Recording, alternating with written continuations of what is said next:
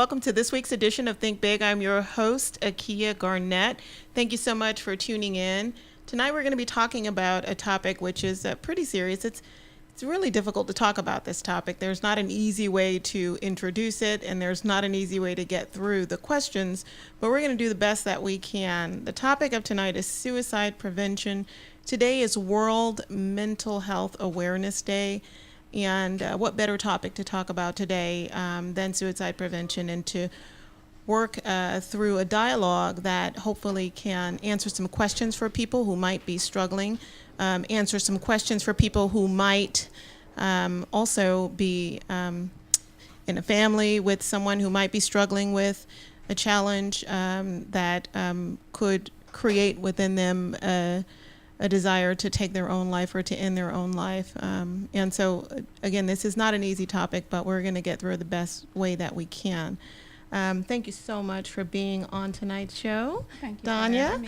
I'm joined tonight by Danya Parker, and she is a volunteer walk chair for the 2017 Out of the Darkness Community Walk. Thank you for being with us this evening. Thank you for having me here. You are affiliated with the American Foundation for Suicide Prevention. Can you tell us a little bit about them? Yes, the American Foundation for Suicide Prevention is a voluntary health organization that gives the affected by suicide nationwide community empowered by research, education, and advocacy. We take action against the leading cause of death. In fact, AFSP leads the fight against suicide. They do this through their mission to save lives and bring hope to those that are affected by suicide. Wow. So how did you become involved with the organization? I lost my brother in '94 to suicide, and I did my first walk, in 2013, and I became a volunteer in 2014. Wow, so that's how many years now you've been? Yes. Yeah, so you've seen several years go by, and you've been working with the organization. Have you held different roles or worked with them in different ways as a volunteer? As a volunteer, yes, I've just been part of different types of committees to help bring awareness and put the walk together. 2014, my family, we started working with the the remembrance table. So we ran the remembrance table. So we come in contact with a lot of different families and stuff like that. Okay, what is the remembrance table? The remembrance table is people normally give like a picture. They'll bring pictures or write little quotes, and we put it in a photo album. And this book goes to each different walks that's in the area. Okay, so Yes. What specific role are you playing this year with the walk? This year, I am actually the walk chair for the walk that will be held on October the 28th. Okay, and what does that involve? Sounds big. It sounds busy. Yes, it's putting together this big walk. This is our 11th year. Right. And this is the last walk in the area, and usually the biggest walk in this area. Okay, I think I read somewhere there's over 2,000 people are going to show up. That's a lot That's of people. a lot, yes. Wow. Well, good luck to you on coordinating that. So Thank you. last month we observed Suicide Prevention Month, and today, as I mentioned earlier, is World Mental Health Day. How is AFSP really observing it this year? So while we are dedicated to fighting suicide all year long, events like Suicide Prevention Awareness Month, Week, and Day, which is in September, and then we have the World Mental Health Day today. We have different opportunities for the community to connect, to do different outreach programs. We go to different schools. We have programming for schools, business, and places of worship, community organizations, and we pretty much make sure the information is out there. We give everyone the opportunity to find out more. I'm thinking that the more you do this, it becomes less challenging to talk about this topic. Sometimes it does, and sometimes it doesn't. It depends on on the the day right? and the situation. Yes, Right. And also in November we have what we call Survivor Day. So this year is November the 18th, and Survivor Day, it brings people together that has lost someone by suicide. And this is done nationally in all 50 states. And we have an event in District of Columbia at Gallaudet University. And then we'll have one also in Northern Virginia, but we haven't picked the locations yet. Okay, well, people can stay tuned to the website. And we'll put that web address up for people to be able to visit the website and see details on the various events that you all have coming up. Any trends on how suicide is impacting people in the United States? Well, annually, 44,000 people in the U.S. die by suicide. That's every 40 seconds. And then for suicide, there's 25 attempts. Right. Yeah. And then there's like 1 million attempts, right? Yes, People there's attempts? 1 million attempts, and each suicide leaves 100 people, 100 plus people without someone. Wow. So that means that every time a person takes his or her life, the people that they knew, their family members, their community of whoever, there's about 100 people approximately that they leave mourning or that are affected by it. Yes. Yeah. Suicide is actually the 10th leading cause of death in the United States, taking more than 44,000 lives annually, and in the U.S. it's like 800,000. Annually. That's a staggering number. I mean, I can't even wrap my mind around all of that. Those statistics are, I'm sure, being combated and trying to pull those statistics down so that more and more people are getting the help that they need. So, any trends on the various methods that people are using nowadays? There are a few trends. Firearms is 50%, suffocation is 27%, poison is 15%, and then you have others. Wow. So, and you mentioned you've lost someone to suicide. Can you help us understand how you were able to cope with that? Well, like I said, I lost my brother in 94 to suicide. And for 17 of those years, I was still suffering with depression, trying to cope with his death. Because in our community, we heard of it, but I never thought it would be associated with my life. Right.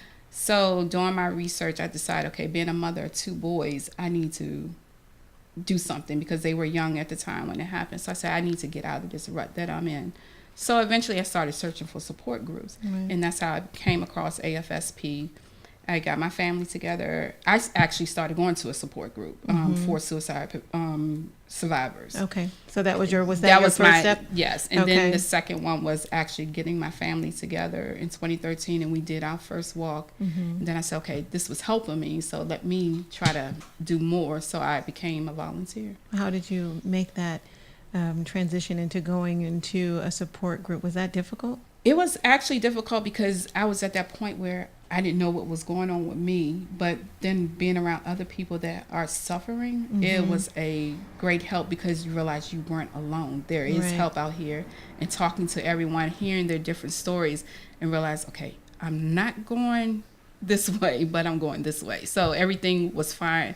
The family that ran the support group, if I needed help or anything, they jumped right in. Right. So how long ago is it that you went through the actual support group before you worked with the organization for the first time? I did the support group. I started in 2012, and that's what pushed me to go ahead and let's do the walk. So, and the support of my family has been tremendous. Okay.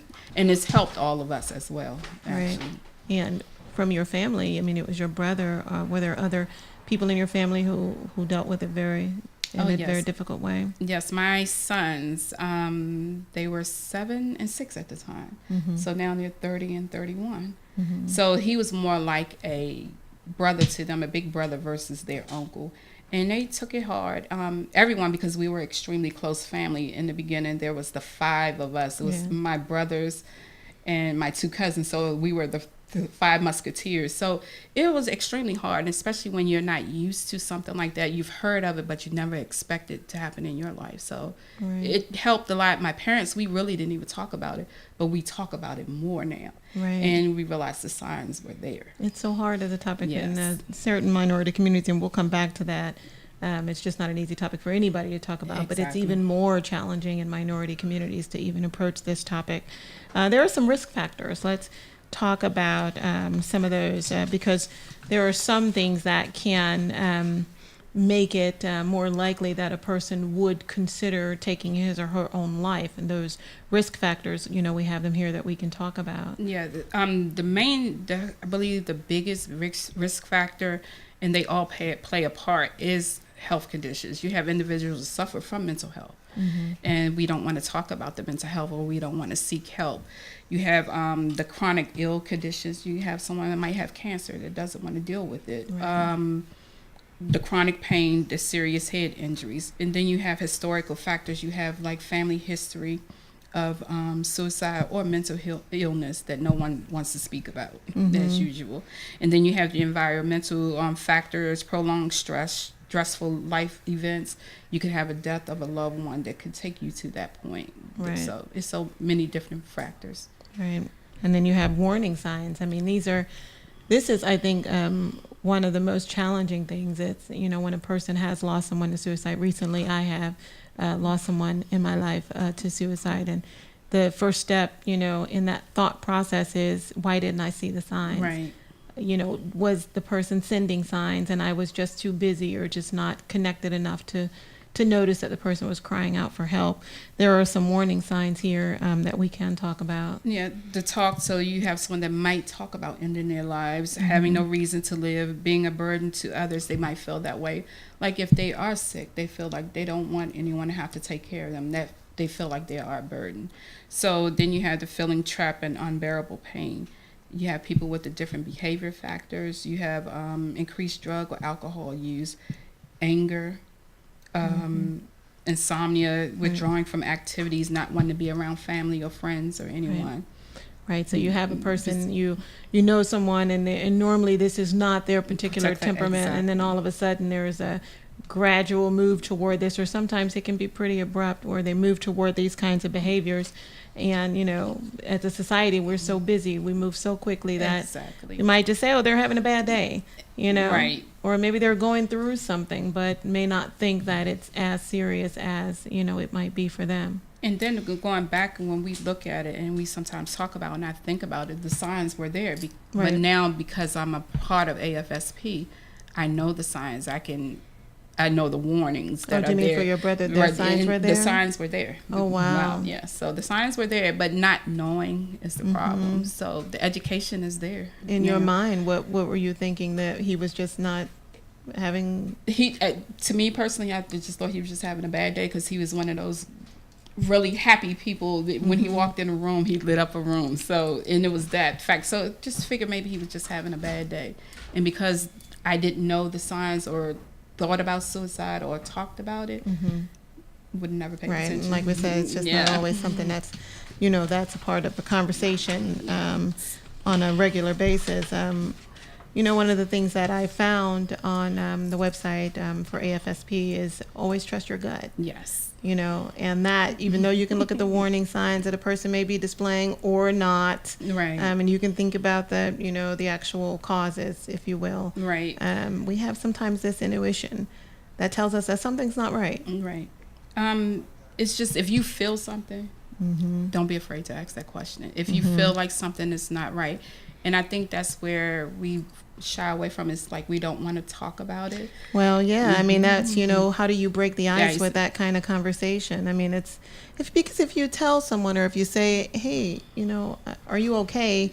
Sometimes they'll shut down on you. Right. If you even, hint that maybe your behaviors are, kind of concerning to me, then that might offend them. And so it's not an easy conversation to start. It's not an easy one, but I think it's a much needed one, because I would never want anyone to have to go through the pain that my family has gone through. Right. So it's okay. So you'll make that brave call. Yes. Make the brave call. And what are some of the things that you can do in that conversation? If you feel that a person is not their self, talk to them in private, listen to their story, and see what they have to say. Ask them the question, have you thought about taking your life? And just tell them, if you're having problems, to go seek help. It's okay to ask for help. And I'm here. Just basically listen to them. Because sometimes that's what a lot of people just need, someone to listen. And like you said earlier, we're always so busy that we don't have that time. Right. And a lot of times you will not believe that person just needs someone to listen. Right. And so that, the last thing we want to do is just tell them to call the hotline or something. Exactly. I mean, there's instances where you really want to stay with that person, right? And make sure that you can call someone who can come and support them if that conversation is heading in a direction that you really feel like you've exhausted all your resources in that conversation. Yes. Right. Well, I'll say right there, Danya. We'll be right back with more of Think Big.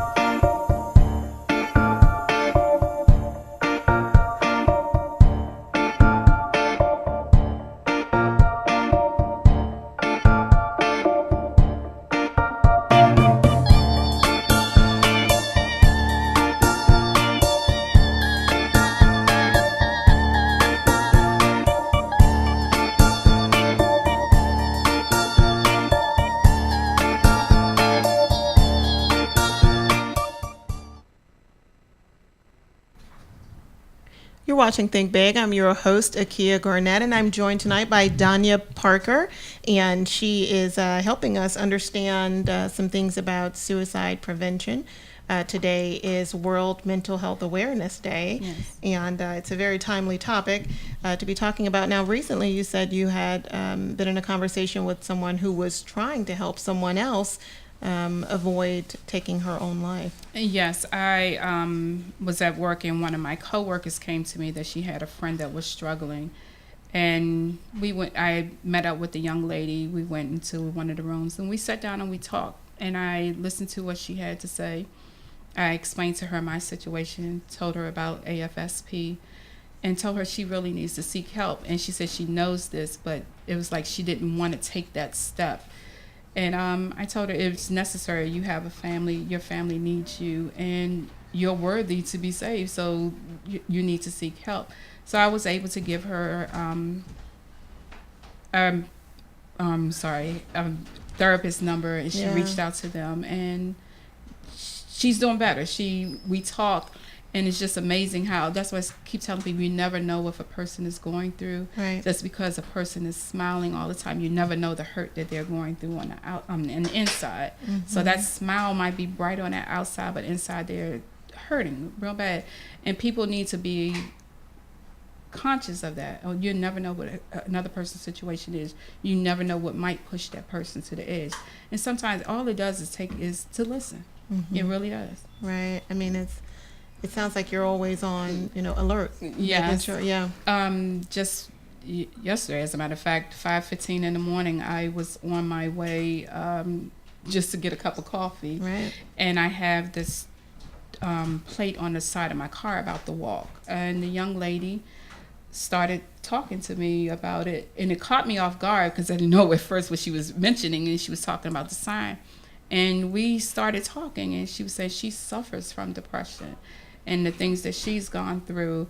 And I literally sat in this line, the drive-through, for maybe 15 minutes just talking to her about it, and offered her to come to the walk. And she was young, and the second leading cause of suicide is between the age of 15 and 34 in the United States. Mm-hmm. And she was a young girl, and she says she suffers from clinical depression. So, wow. Yeah. So that must have really started your day off. It did, and it was nice to hear. She said thank you, and she told me thank you for what you're doing, and she's going to be at the walk. So that helps a lot because I'm out here, and it's actually people are really paying attention when I think they're not paying attention. Right. Yes. So for you and the work that you're doing and your own personal experiences with suicide, what is your greatest hope for being affiliated with AFSP? That we bring more awareness, that people are not afraid to talk about it. We end the stigma for mental illness because it is real, it is very strong, and to continue to bring more awareness to it. And I want people to feel comfortable. I know it's not a comfortable topic to talk about, but I want them to be able to talk about it. Yeah, so that it's not just something that's popular to talk about in September and on a day like today, but every day people are taking their lives every day. Yeah. So there's always an opportunity, right? And yes, especially in the biggest, sometimes it causes the biggest time it happens, usually around the holidays. Mm-hmm. And people needs to pay attention to that, stay a little focused on that as well. Right. Holidays can be rough, and especially if you were married and you lost your spouse, it can be rough. Or even just dealing with losing someone to suicide, because the holidays were extremely rough for me, because I know Christmas was my brother's his favorite day. That was his favorite day. And yes, and then our birthdays, we always did something special for each other for our birthdays. So when my birthday comes around, his birthday, and the holidays is hard, but being around family, it helps a lot. What kind of tips can you share for someone who may actually be struggling with those thoughts of taking his or her own life? Reach out to someone. Seek help. The help is there. You have 911. You have the different hotlines to contact. And even if you don't want to go to that point, reach out to a therapist. Talk to your primary physician and let them know that you are having these issues. You're struggling. Right. It can be challenging also for people who may not even know how to find a therapist, who may not know how to seek mental health counseling. And so I think there's also some work to be done just on a very basic level, letting Yes. people know, here's a therapist, here's what they do, here's how you reach them. Yes. I mean, I think DC over the past, a couple years has been doing a much better job with letting people know that there is mental health support. Because it is something that just hasn't been talked about. No, and I've noticed that as well, because especially like with today in September, and we don't need to talk, and you said that as well, that you don't need to talk about it in September and October. It needs to be talked about it all around. And I've noticed that a lot of people are talking about it more, mental illness and stuff like that. So DC needs to get, we're getting there. Yeah, it's coming along. Yes. But I think it's a trend across the states in general. Just Yes. we're kind of behind other nations in terms of being able to talk about mental health. But I do think that over the last decade or so, the United States has come farther with making this a not so uncomfortable topic to talk about. So you are now gearing up for this big old walk, 2,000 plus people at the Lincoln Memorial, right? Yes. Tell us about the actual walk. So the walk will take place on October the 28th at the Lincoln Memorial. This is our first year doing the walk at the Lincoln Memorial. We're normally at the Sylvan Theater. Okay. So the walk's registration starts at 2 p.m. Then we'll have our open ceremony at 4 o'clock. We have a few guest speakers. And then the official walk will start at 4:30. Right. So we have about 20 different resource tables, people coming out to give information. And this is a good opportunity to come and get different information on. We have a lot of organizations that deal with mental illness. Right. So they will be there to hand out information for the military, everyone. So it's for everyone. It's not just geared toward one organization or one section. Right. So, do you have a route for how long is the so walk? the walk is about 3.5 miles, give or take. Uh-huh. So it's going to go through the different memorials around the tidal basin. Then we're going to walk back up through the reflecting area and come back to the Lincoln Memorial for the closing ceremony. And the closing ceremony is amazing. Oh, wow. Yes, it's amazing. That's great. So, I mean, on average, how long will people be out there? So if you come at 2 o'clock, 'cause like I said, we have different activities for everyone, and we actually have a children's area. So children, please bring the kids and the entire family. Give or take until about 7 o'clock. So that includes the walk, then the closing ceremony, and then that's it. Wow. Yeah. Earlier you mentioned when we were off air that you've seen, very young Yes. to very old, 9 to 92, if you Yes. will. Yeah. That's a really big stretch. And I tell people, suicide or mental illness does not have age, color. It doesn't care what type of house you live in, what type of car you drive. It's real. And I've read the stories where there was a child that was 8 because he was being bullied at school. He had taken his life. And within that time, I was reading different articles. There was a young lady that was 8. The young boy was 8, and the young lady that was 12, and one was 15. And the sad part is all 3 were actually being bullied at school. And the older lady that was 92, she was going through medical. She's never been sick or anything, and something happened, and it put her in a nursing home. And that's where that burden part, she felt like she was being a burden because she was so independent that she didn't want to be a burden to anyone. So, and it has, it has no age limit whatsoever. Wow. So you never know what a person is dealing with. I've been in a support group where one of the ladies, her brother was 75, and they think he just found out that he had cancer. So it was like he just didn't want to be that burden. Wow. So, what's next for you when the actual walk is over? When it's over, I'm going to take a break, but I'm going to push myself a little further to continue on this journey because I realize it's no longer, because there's been times where I've said, okay, this is just too much. Then I realize it's not about me. It's just when I speaking with the young lady yesterday morning, it's not about me. It's about that next person. It's about that next family, to save them. I don't want any other families to have to deal with this type of loss. There's a hole in your heart that you'll never repair. There's so many things that we miss. He didn't see my sons grow up. He didn't see them have a family, and both of them have a career. So it's like I look at my grandkids and I see that he's missing that. I see my little cousins and they didn't get an opportunity to meet someone like him. So I don't want any other family to have to deal with that. Right. So you're going to stay engaged in I'm other staying, ways. yes. That's good to know, because that sounds like you're doing some really good work. I'm trying. Yeah, I'm trying. Now for the walk, there is a fundraising component. Is Yes. that mandatory? Because I've already signed up, and I'm excited. I'm going to be out there and waving my flag. That's great. Yeah, That's great. but is there a mandatory fundraising component? No, there's not. They could just go to afsp.org/DC, and they could register as a walker, a volunteer, a virtual walker, or a team captain. Right. And there's no set amount of money to register or to walk. We do want fundraiser because that helps us keep the money in the community. That helps with the education and Sure. support like that. But there's no set goal. We just want everyone to know that there's someone out here. There is help. Just come out and be around us. Wow. I mean, an AFSP. I mean, it's a very large organization. You guys have chapters in all 50 states, right? Yes, and we have walks all year round. So yes. Yeah, that's awesome. So you know what? You're doing this walk this year. You're chair here, but you could be chair of another walk next year, maybe. Maybe. Maybe. Look at me, I'm giving you 5 right. jobs. I'm giving you 5 jobs. Maybe. Yeah. So is there any other information that you want to leave behind for people who may be watching right now? There's help. Like I keep saying, and I put emphasis on that, and I keep saying that because I want people to know that help is there. Reach out.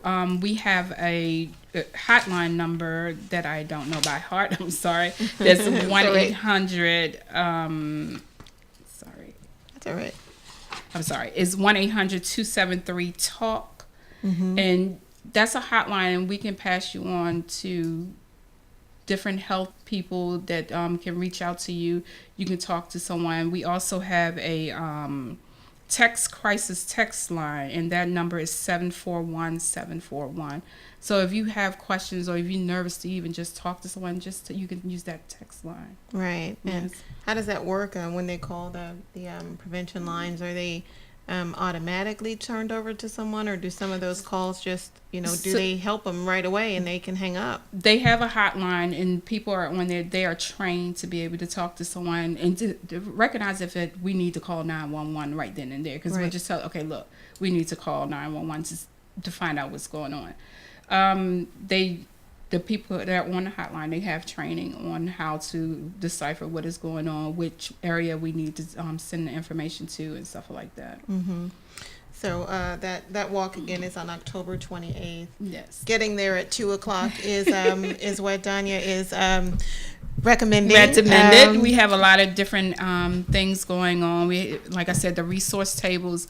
And the people that do our resource areas, they come from so many different organizations, from the colleges, from military, from local government agencies.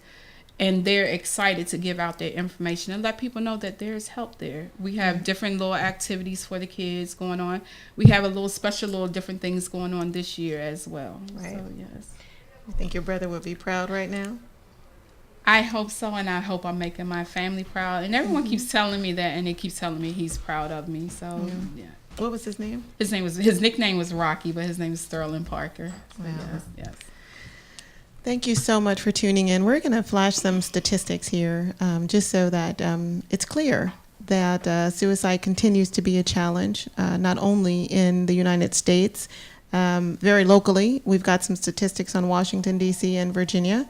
And then, globally, it's not just in the States, it's worldwide. So take some time to go to afsp.org and do a little research on their website. Make sure you check out the walk. I'm going to be there. I would love to see you there.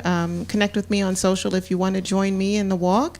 If you want to walk, as Danya has said, it's not mandatory to raise funds, although those funds are helpful.